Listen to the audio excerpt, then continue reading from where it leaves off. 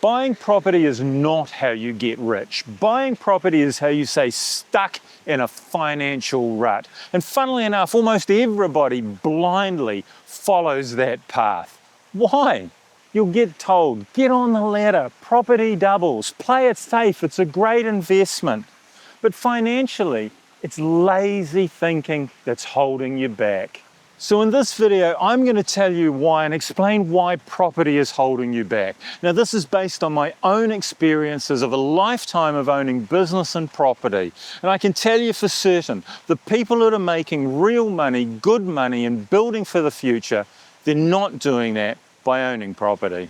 So currently here in New Zealand, about 5% is the return that you'll get on investment property. Now that's a low yield capital growth market. Now what does that actually mean? Well, it means that you buy something, it doesn't give you much of a return while you own it, but at the end of that ownership period, it pays you back usually very well. The capital growth, the size of the asset or the price of the asset has grown over time, and that's where the money has been made. But during that ownership period, it returns very little back to you. Now, a business, on the other hand, here in New Zealand, the average small business returns about 29% return on your investment. So you're going to buy a property, you're going to choose a 5% return over a business that you can buy and choose a 29% return. Now, notwithstanding the fact that you can buy a business for a lot less than you can buy a property, why would you choose 5% over 29%? Doesn't make sense to me. So the harsh truth of the matter is property, it feels safe. You look around you, you see it everywhere. Mum and dad own it, so you think it's a safe investment. It's a simple investment. It's very, very secure. I can't really go wrong by choosing property. But that's not wealth building. That's risk avoidance dressed up as a good strategy, and it's not. So let's look at it a little bit closer. You need a huge deposit, you take on massive debt, and that massive debt, it's a burden to you. It's repayments month after month, year after year, decade after decade, for 20 or 30 years. So it's a burden over time. Monthly payments, limited surplus, if anything at all, after you've paid the bank. You're not working for you, it's not working for you. You're working for the bank. You're paying the bank for the privilege of owning something. How does that work?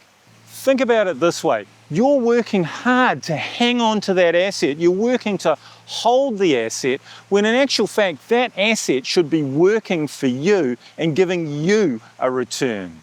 But yeah, I get it. You look in the paper and you see house values have gone up. The median price of houses is higher than it was 6 months ago. So you feel richer, you feel better. Why? Because your asset has gone up in value. But go and try and spend that money. When are you going to do that? The only time a house actually is worth owning and pays you money is when you sell it, because that's when you get to spend the money. But hang on, you sell it, you spend the money, and you don't have the asset anymore. You don't have the money either because you've just spent it. So it doesn't actually pay you while you own it. It only pays you when you sell it. You feel wealthy, don't you? Hey, I own a property and it's worth X, Y, Z. Makes you feel good. But think about it. You're only getting that money when you sell it. So it's not wealth, it's delayed access to your own money. So you're holding on to the property, desperately paying the mortgage with no real income coming in and no access to your own money. So what are you missing out on? You're missing out on what that money could be giving you, the income that that money could be providing for you, and the lifestyle that that money could be giving you. Meanwhile, business owners are getting paid every week, every month, all the time. Their business is making money and giving them that money. While property owners, they're kind of waiting to get paid. So the alternative is a business, isn't it? It pays you every month, pays you all the time, gives you a salary, gives you a return on that investment.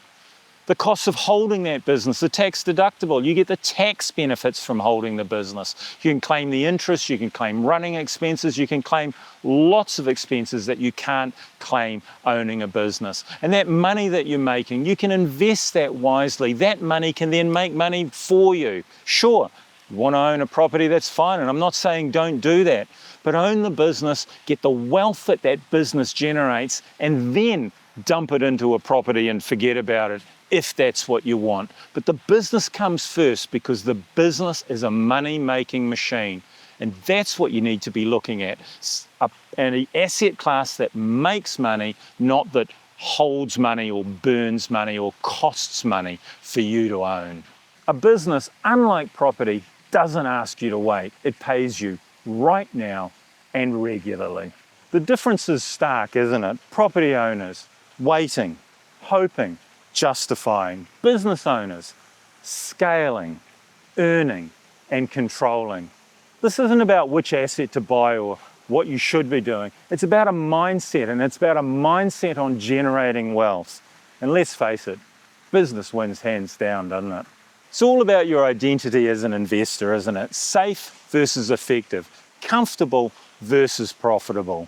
People don't choose property because it's a great investment. They choose it because they feel safe, because they're scared to gamble on themselves. They're scared to do what they need to do. They're scared to work hard, buy a business, own a business, and they're scared to make real money.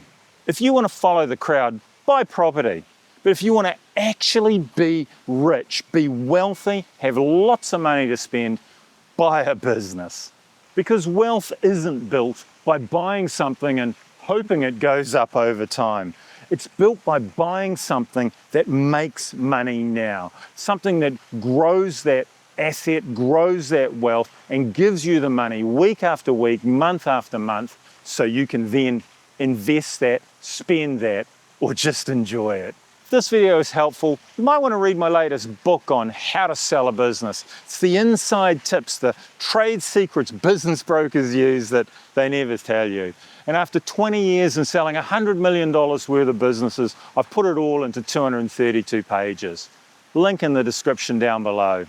Have a look at that video up there. I bought a business, I had no idea how to run it, no idea what to do, and in fact I didn't even know if the service it operated actually worked. See how I went on. I'll see you over there. See you next time.